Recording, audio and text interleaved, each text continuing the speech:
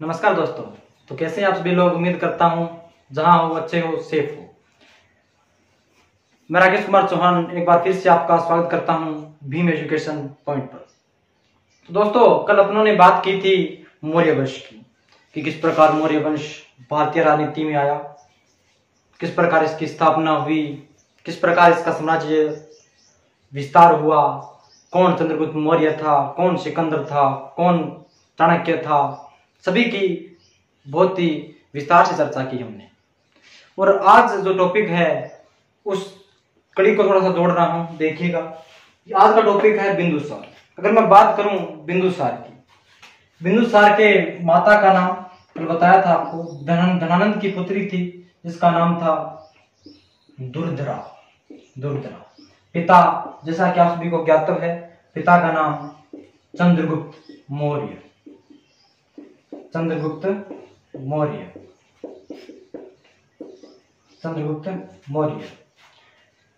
उल्लेख मिलता है कि जब बिंदुसार अपनी माता दुर्धरा के गर्भ में पल रहा था, तो चाणक्य को एक चिंता सता रही थी कि मैंने जिस अखंड भारत का निर्माण किया है उस अखंड भारत को क्या ये उत्तराधिकारी बचा पाएगा। तो इसने इसको शक्तिशाली बनाने के लिए उल्लेख मिलता है कि इसके माता को जो दूध दिया जाता था पीने के लिए, जो दूध दिया जाता था उसके अंदर चाणक्य ने धीमा जहर मतलब थोड़ा सा, ज्यादा नहीं, ताकि इसके पोषण के रूप में चला जाए, ताकि इसकी जो सारी संरचना है मजबूत हो। तो इसको धीमा जहर देना स्टार्ट कर दिया किसने? चाणक्य ने।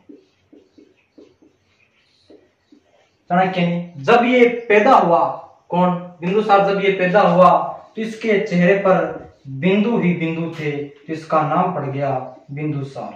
इसको इतिहास का प्रथम सिजेरियन सम्राट कहा जाता है। सिजेरियन सम्राट का अर्थ होता है सर्जरी द्वारा पैदा किया गया। तो पहला सम्राट जिसको सर्जरी द्वारा पैदा किया गया उसका नाम था साहब बिंदुसार। अब कौन था बिंदुसार? क्या कुछ इसने अपने जो एक बहुत बड़ा साम्राज्य इसको दान में दिया था इसके पिता ने, क्या वह उसकी रक्षा कर पाया?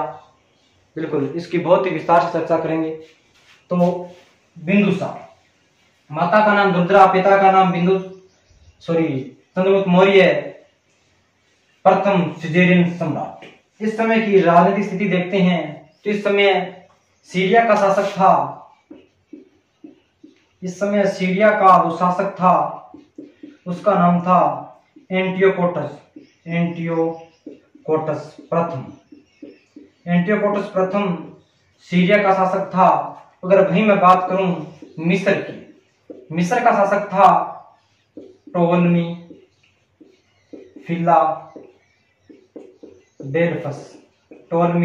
फिलाडेल्फस द्वितीय। सीरिया का शासक एंटियोकस प्रथम, मिस्र का शासक टोलमी फिलाडेल्फस सेकंड था। अगर थोड़ी सी बैक में जाएं तो अपने को पता चलता है कि सीरिया के साथ तो अपने पहले ही मैत्री संबंध संधि हो चुकी थी। याद कीजिएगा दोस्तों, सेल्यूकस निकेटर के साथ अपनी संधि हुई थी, 500 हाथी दिए थे, 4 प्रदेश दिए थे, हेलेना का साथ विवाह हुआ था, ये सब अपने पढ़ चुके हैं। तो सीरिया के साथ अपने पहले ही संधि थी। और अब मिस्र के राजा टोलमी फिलाडेल्फस के साथ भी अपनी क्या होगी? संधि होगी। ठीक है दोस्तों, अब बात करते हैं बिंदुसार की। तो इसके कुछ उपनाम हैं, वो बड़े ही महत्वपूर्ण रखते हैं कि किसने क्या कहा था। तो इसको जो यूनानी लेखक थे तो इसको कहते थे अमित्रोचेटस या मित्रोचेटस, जिसका संस्कृत में अर्थ बनता है अमित्रघात अर्थात शत्रुओं का संहार करने वाला। इसको यूनानी लेखक कहा करते थे अमित्रोचेटस, जिसका संस्कृत में अर्थ बनता है अमित्रघात, यानी शत्रुओं का विनाश करने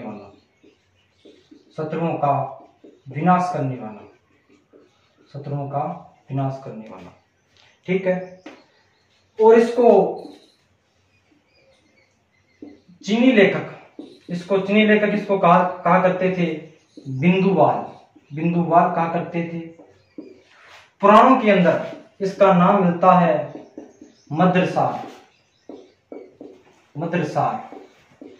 जैन ग्रंथों में इसका नाम मिलता है, पुराणों में इसका नाम मिलता है मद्रसार, जैन ग्रंथों में इसका नाम मिलता है सिंहसेन। ये कुछ फैक्ट है, अपने आप में बड़ी ही महत्वपूर्ण है, दोबारा याद कीजिएगा। यूनानी लेखकों ने इसको मित्रोचेटस कहा था, जिसका संस्कृत भाषा में अनुवाद बनता है मित्रघात, शत्रुओं का विनाश करने वाला। चीनी लेखकों ने इसको बिंदुवाल कहा है, जैन ग्रंथों में इसको सिंहसेन कहा गया है, पुराणों में इसको मद्रसार कहा गया है। ये बड़े इंपॉर्टेंट फैक्ट है, इसको याद रखिएगा। आगे चलते हैं तो इसकी कुछ खास बातें नहीं है।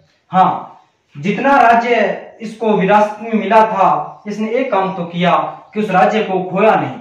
चाहे अपने साम्राज्य का विस्तार नहीं किया हो, लेकिन पिता की दी हुई संपत्ति को खोया नहीं था। अब बात कर रहे थे कि सीरिया का शासक था एंटियोकोटस ने बिंदुसार को मित्रता प्रस्ताव भेजा कि मैं आपसे संधि करना चाहता हूं, मित्रता करना चाहता हूं, फ्रेंडशिप करना चाहता हूं। कोई बात नहीं। तो बिंदुसार ने भी, इसने कहा भी तेरे साथ मित्रता तो कर लूंगा, लेकिन मेरी तीन शर्तें हैं, तीन बंदिशें हैं। अगर ये तीन शर्तें मेरी पूरी करते हो तो मैं आपके साथ मित्रता, दोस्ती, आप जो को वो कर लूंगा। ठीक है जी। तो तीन शर्तें क्या थी? नंबर 1, इसने मीठी शराब मांगी थी इससे, क्योंकि सीरिया की शराब बड़ी फेमस होती थी, मीठी शराब। नंबर 1, इसने मीठी शराब मांगी थी। नंबर 2, इसने सूखी अंजीर मांगी थी। सूखी अंजीर जैसे काजू बादाम ड्राई फ्रूट वगैरह होते हैं ना, सूखी अंजीर मांगी थी। और नंबर 3 जो इसकी मांग थी वो थी दार्शनिक।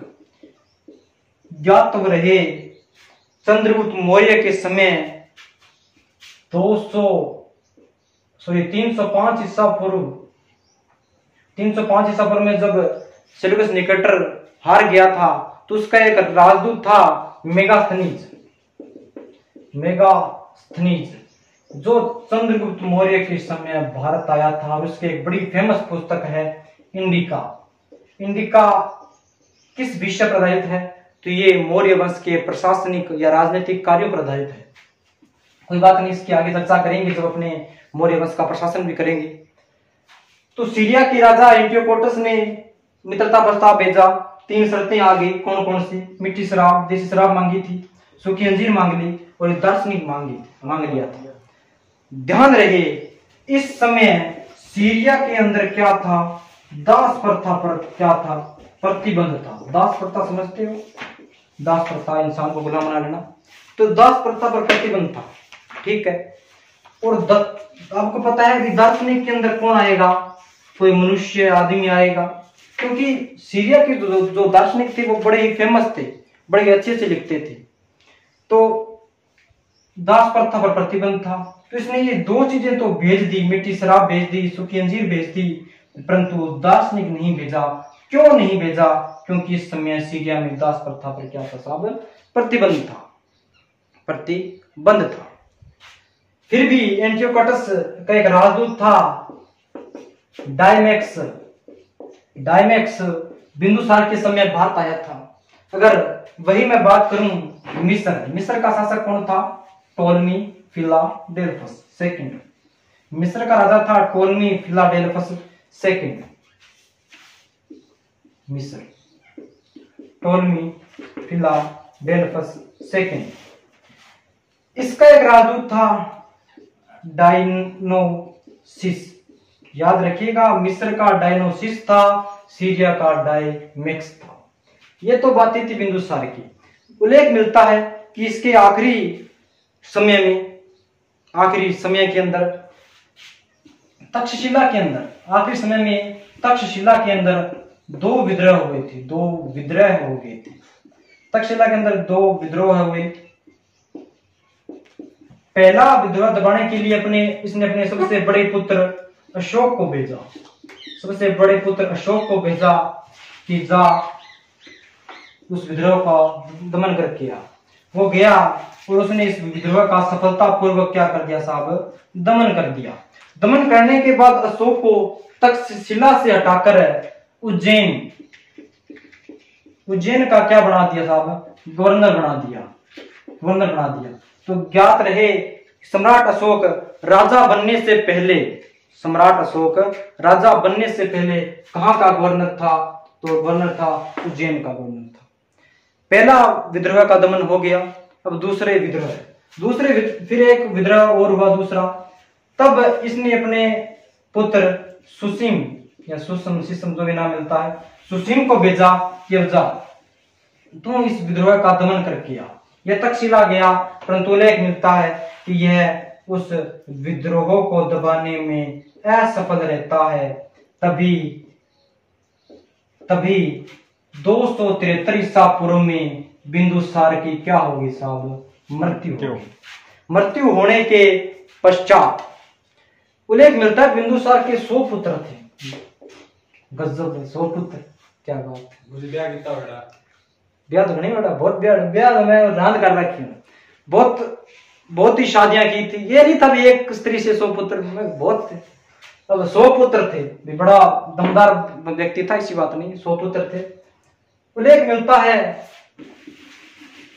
मिलता है कि 273 ईसा पूर्व से लेकर 269 ईसा पूर्व तक 4 वर्षों तक इनके 100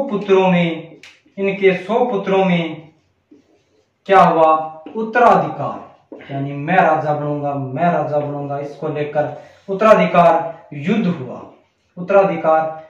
हुआ। 4 वर्षों तक इन 100 भाइयों में आपस में उत्तराधिकार के लिए युद्ध हो गया। इनमें से उसका सबसे योग्य पुत्र जिसका नाम मिलता है अशोक मौर्य, जो अपने 99 भाइयों की हत्या करके 269 ईसा पूर्व में सम्राट बना था मगध का। अब अशोक 99 भाइयों का हत्यारा, जिसको इतिहास के अंदर महान सम्राट कहा जाता है। तो क्या कहानी थी, इसको महान कहा गया, तो अपने अगले अध्याय में पढ़ेंगे। उम्मीद करता हूं बिंदुसार चंद्रगुप्त मौर्य 2 एक ऐसे टॉपिक आपको समझ में आ गए होंगे। आगे क्लास यथावत चलती रहेगी और आपका स्नेह और आशीष यूं ही बना रहे। धन्यवाद दोस्तों, मिलते हैं, थैंक यू।